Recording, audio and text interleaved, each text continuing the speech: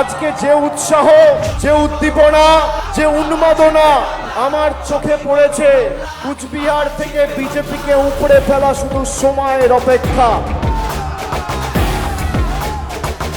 আজকের এই সভা বিজেপির বিসর্জনের শুভ সূচনা।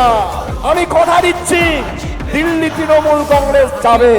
আর আজকে মাঠে যা লোক হয়েছে, দিল্লির নেতাদের বলবো খালি ছবিটা সংবাদ মাধ্যমের পর্দায় আর ফেসবুকে একবার দেখবেন, রাতের ঘুম চলে যাবে।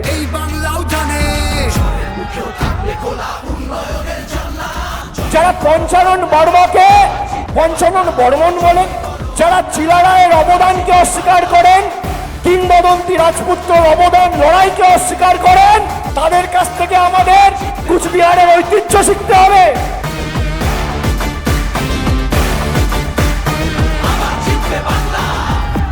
বিজেপি কুচবিহারের কোচ আর রাজবংশী সম্প্রদায়ের মানুষের অস্তিত্ব অভিমানে আঘাত দিয়ে কোচবিহারকে বিহারে পরিণত করতে চায়। আর আমরা কোচবিহারের অস্তিত্ব রক্ষা করে কোচবিহারকে কোচবিহার হিসেবেই রাখতে চাই। আগামী দিন কুচবিহারের সার্বিক উন্নয়ন মামাটি মানুষের সরকারের দায়িত্ব, এবং এখানে যেমন নির্বাচিত প্রতিনিধিরা আছে, অভিষেক বন্দ্যোপাধ্যায় নিজে, আমি নিজে কুচবিহারের সার্বিক উন্নয়নের দায়ভার আমার কাঁধে তুলে নিচ্ছি আজকে এই সভায় আপনাদের সকলকে সাক্ষী রেখে।